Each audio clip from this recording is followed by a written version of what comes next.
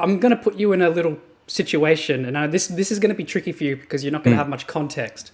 The thing is, you want a raise, right? Your goal is to get a raise, right? All right. You've been working for me for about a year, let's say, and you want, let's just make up a percentage. You want like a 10% raise. Let's just say you want a 10% raise, okay?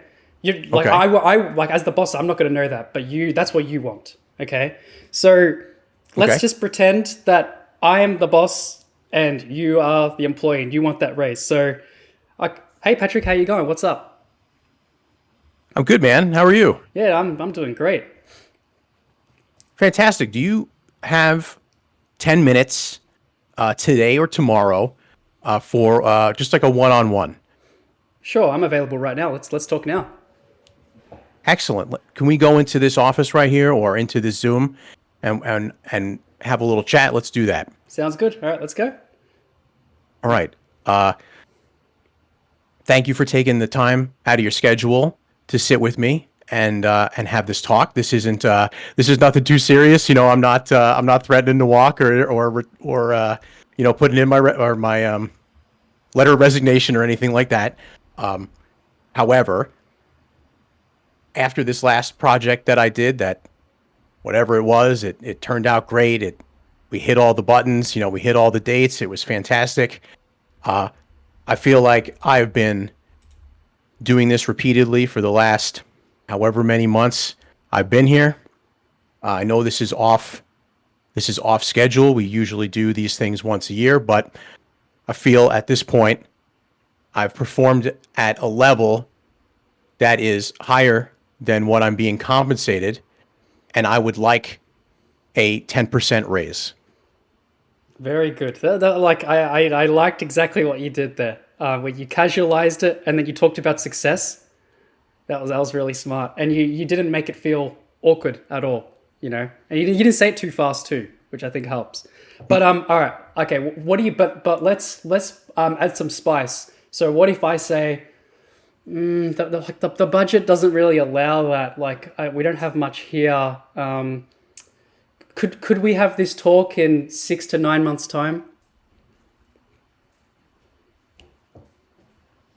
I understand that the budget's tight, and I understand that generally we do raises every year. However, I know that this is not entirely your decision. So, as my supervisor, I would appreciate it if you could try to advocate for me to production or to finance or to whoever would be the final decider on if I could get a raise. Okay, interesting. So you took it down a you're making me work, which is like a good thing. You're sort of like saying you're trying to tell me subconsciously it's not my fault, right? But you're getting me to work for you, which is smart. Okay, let's assume. All right, let's. The leaders, so your boss is not going to decide whether or not you get a raise. Your boss has really no power over that. It's above him.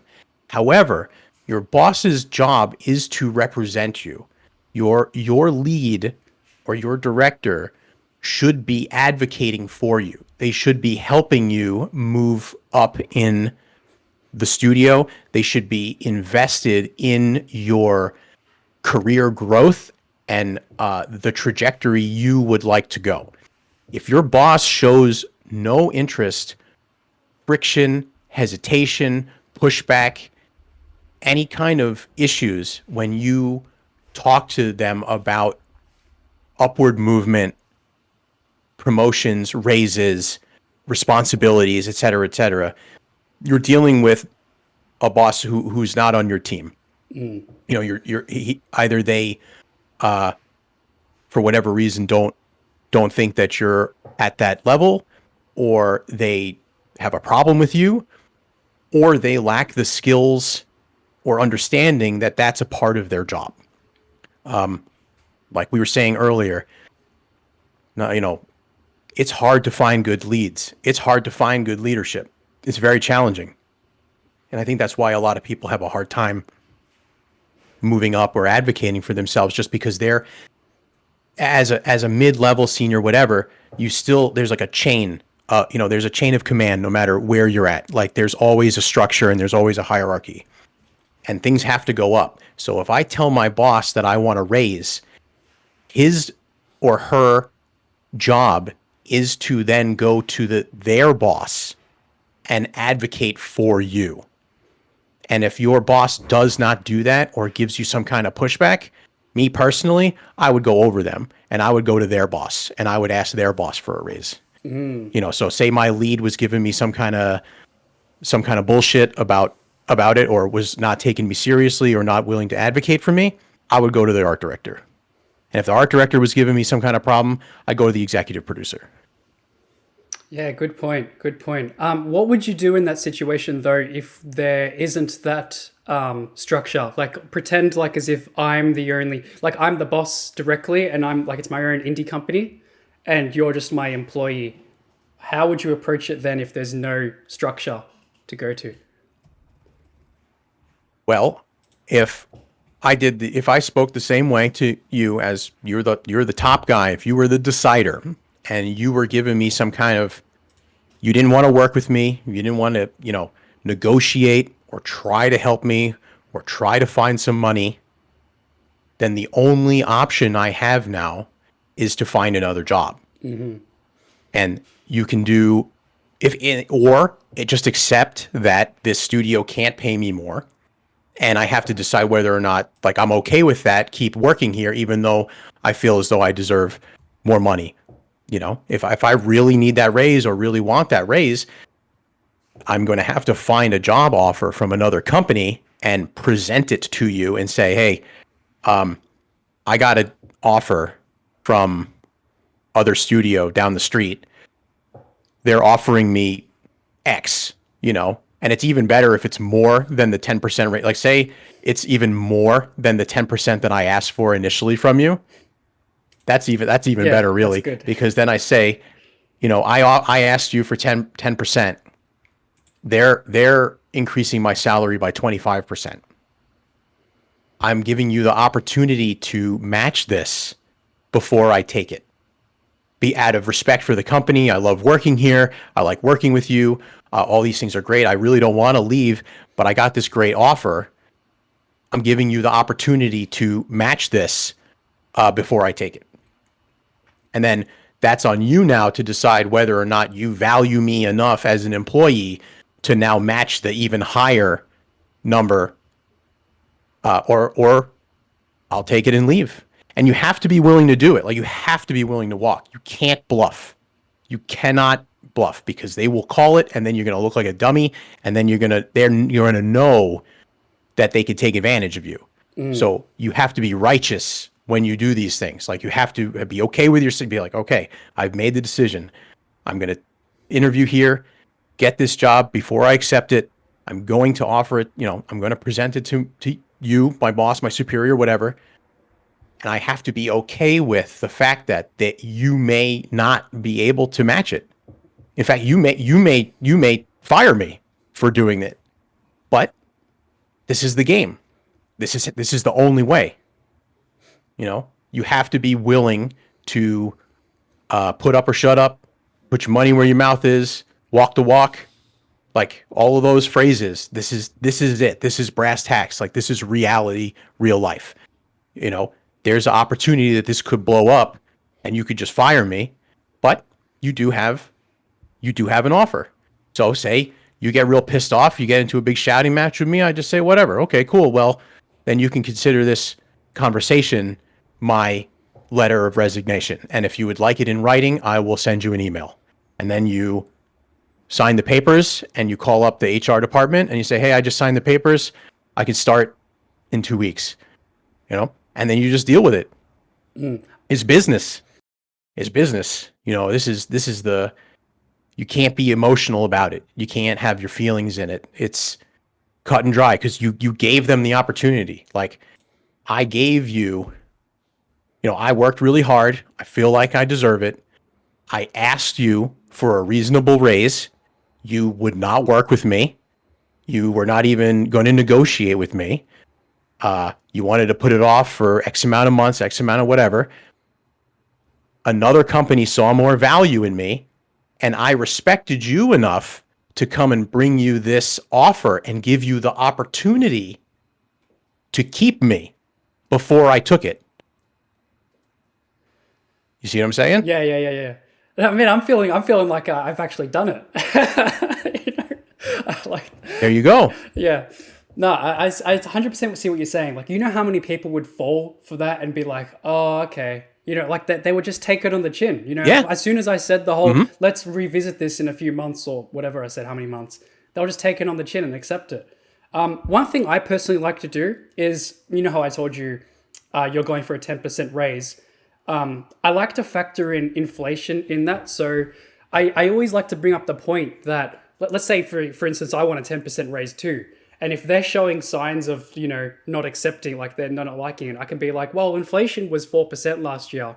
So in reality, it's a 6% raise, you know, technically speaking. And that fucking that jiggles their horns. They're like, oh, only 6%. Like it makes them think. But I would always factor the inflation in. Like if I truly wanted a pure 10% and there was the inflation, I would just ask for 15%, you know. So but I like it's a good Yeah. I argument to mean, use, I reckon. What do you think? you know, I think that you can present a number of different things, but really at the end of the day, I shouldn't have to convince you as my boss to give me a raise if I've been doing really well. You know, if you see the like you should, as my leader, see the value in me on the team. And if like how you feel at your job, if you feel respected, if you feel, um, if you feel like you're underpaid, it's gonna bother you, and it really doesn't matter why you feel underpaid. Like it doesn't, if you are and you feel underpaid, that's kind of your reality. Like that's how you feel about it. So to keep your employees happy, if you want a happy, productive working environment where you have mutual respect and everybody wants to be there and they feel like they're compensated well, when someone comes to you with a reasonable request like 10%, which is really not a lot in the grand scheme of things, um, it really shouldn't be pulling teeth to get a raise. It really shouldn't be a challenge. So you can present all the arguments you like, but I would just go with, I think my work speaks for itself. What I have contributed should speak enough without any other arguments. And I would like this raise. And if you can't work with me on it, you go find someone who sees it. And that's easier to say when there's a lot of jobs. Like right now playing these games is very challenging. I wouldn't really recommend it. If you got a job right now in games, you probably hold on to that one and don't be, getting, I don't know. I wouldn't recommend playing silly games at the moment, but assuming things get back to normal, or you could use this in any industry really. uh, you At the end of the day, you have to advocate for yourself because people aren't going to advocate for you. Exactly. No one's going to really come to you and say like, you know what, you've been doing great. We're going to give you a big raise. That doesn't happen. That's never happened. Like I could count, like maybe I got one bonus once for doing a really good job out of the blue. And I was like, whoa, I didn't have to ask for this. Thank you. And that was it. That was the only time in my entire career it happened. And it only happened once. Every other time I got a raise, it was either because I, we had a conversation like this. I advocated for it. I, I was persistent with it, or I got another job. That's the only way it's worked for me. Yeah, I like the way you handled that. I really do think you did a good job, and I think it would work 90%, like 99% of the time. Like it all depends on context, of course. Like I just gave you like a two-liner description of what you've been doing so far, but yeah, you'll know. Like it's always good to get a good impression of like what your boss is like before you do something like this. A lot of people don't really study people psychologically, kind of how they think before they go into a situation like this. You know, And plus, then you Mm. got the nerves. You know, the nerves might cause you to slip up and make a mistake. You know, you gotta. A lot of people are too. They're not taking their time enough. Like I liked when you were talking. One thing I noticed is you were taking little breaks. You know, because I could tell you were thinking about the words that you were picking and what you wanted to say. A lot of people, Hmm. they just talk too quickly. They don't think in Yes. between sentences and they slip up. You know, and Hmm. it happens all the time. Yeah. Pausing as you speak, leaving room for someone to digest what was said, creating a little bit of anticipation for the next line, for what the next thing you're going to talk about is, pacing yourself. It helps to engage people in conversation. It also makes communication clearer because you're not running your mouth a mile a minute. I think I should need a raise. I'm really nervous. I think I need a raise. You know that you got to just calm down. Like something, especially in our field, especially in this introverted sort of creative space, people are terrible with confrontation. They're not good at it. I think that's something that people really need to get comfortable with. Mm. Confrontation is one of the most important skills to be able to handle confrontation and conflict. How do you deal with these types of situations you know, that are between one another, between other people? Like you want more money. This is your superior. You concerned maybe they're not going to give it to you. You could have nerves and all of these things. Uh, Getting good with dealing with uncomfortable situations, like you have to put yourself through things. You have to put yourself into uncomfortable situations, learn to not engage your emotions, not get flustered, not be nervous. You have to develop confidence in uncomfortable situations. And a lot of that comes from practice, doing confrontational things. I trained martial arts for like 10 years, boxing, Muay Thai, jujitsu, uh, wrestling. These are all things that require a lot of conflict. You're physically rolling around with another human being. Once you have done something like that, having a conversation about uncomfortable topics with words is nothing. So I highly recommend everybody do some type of physical activity, whether even if it's not martial arts, some type of sport, team sport, individual sport, um, anything that puts you in uncomfortable situations where you have to overcome these feelings, because you can. It's just nonsense in your mind. Like they're feelings. They don't exist really. Like you got your hand here. I can grab my hand. My hand exists. Grab fear. Can you grab fear? Can you reach out and grab it? It's not there. It exists in the mind. It's immaterial. So things that are immaterial you can control with your mind. You just overcome. It's called bravery. It's like they used to call, like, when they used to say, like, the brave person is scared but does it anyway. That's bravery, right? They're overcoming their internal state.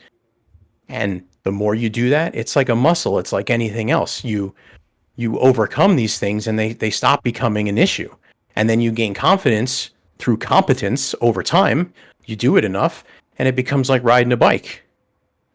You take your feelings out of it. You take your emotions out of it. It's just, this is just business. Like, all we're just talking as two business people, and once we make this decision, we can go right back to like shooting the shit and talking about art and video games and all that other stuff. But there's a time for that, and then there's a time for serious things. And you got to get good at all of these things. If you want a successful life, if you want to move through this world successfully, you have to be well-rounded, because there are way worse things and way more anxiety-inducing situations out there than asking for a raise. Like there's real, like real conflict, or real issues like maybe terrible health situations or accidents with your family or friends or stuff where you're going to be in a situation that's going to be highly emotionally charged, and you're going to need to survive it. Yeah, people are just So scared of their bosses these days too. Like I've had friends that like, they're so scared of their bosses, but then they give me attitude. It's like, okay, you give your friend attitude. Like, why don't you give your boss that attitude? You'll get, if you give yeah, him that attitude, you'd yeah, probably get like you'd probably get what you want more of the time. But it's like people are really yeah. You scared just of their have to be bosses. real. They're just people too. Like your boss is just a person too. And really, at the end of the day, unless it's like that situation, like like the buck stops at you, unless that's the case, like it's not even their money. And like when you're negotiating for money with HR people and stuff like that, it's not their money either. It's a budget for the company. Like you should never feel like you can't do these things. It's not like you're asking your boss for his money. It's not your boss's money. It's the company's money. Like it's not even it's not even like it should not even be a contentious thing. If you feel like you need if you want a raise, you should just ask for it. The worst thing that they can say is no, and then you have to make the decision like, okay, well, did they say no because they really don't have any money, or did they say no because he doesn't give a shit about me? And if you think that it's because they didn't give a shit about you, then you probably shouldn't be there in the first place. Yeah, they'll Because get I rid of you wouldn't want to eventually. work for somebody who doesn't take me seriously or doesn't care that I'm there. Like life's too short for that. Like I'm just not interested. Like you're not going to work with me. You're not going to try to help me out in some way. Like what if the tables were turned? Right? What if I was the boss and you were asking me for money and I just stonewalled you? You wouldn't be very happy, would you? But you have to pretend like you're not too pissed off about it too, though. You can't like just you can't get angry during the Well, interview, you should. Yeah, you shouldn't be pissed off. You Yeah. shouldn't let it affect you. Like not not being affected is a superpower. Like when you can just be in an environment and not react. Someone could be saying all sorts of nonsense to you, like even being rude and being belligerent or something, but if you cannot react, you win. You win. And oftentimes it just shows exactly what's really going on. Because if you're non-reactive and it triggers something in them and they just amp up, then they look like the fool and you're the controlled one. Yeah. Oh, I see how this is. I brought this up. You're getting belligerent. I'm not going to react. And it's going to cause you to react even more because you're not getting the rise out of me that you want. Well, now I see what the situation really is. The beauty is by you not reacting, it might cause them to slip up. I've had that happen to me many times where it's like by you like Yeah. they'll do exactly what I did where it's like ask for how much you want and whatever. Oh, I didn't say that. But yeah, they'll ask for how much you want and then they'll slip up and give you how much they're willing to pay you. There you go too. Like I mean, personally, like what you said right there. I try to avoid ever saying the first number Yeah. in any negotiation. I never want to be the first person to say a number. So I want them to do the initial offer. That way I know the ballpark of what we're talking about. And then I could ask for a little more or accept. Because the last thing you ever want to do is say something that either completely puts you out of running or you completely lowball yourself. You don't want to do either of those things. So you always want to be non-reactive, be flexible, be willing to negotiate and just have a professional but conversational interaction, and then get the interviewer, the HR person, your boss or whatever, to give you the number, and then you can negotiate it. Got something to expose? Call the Spillato Bros.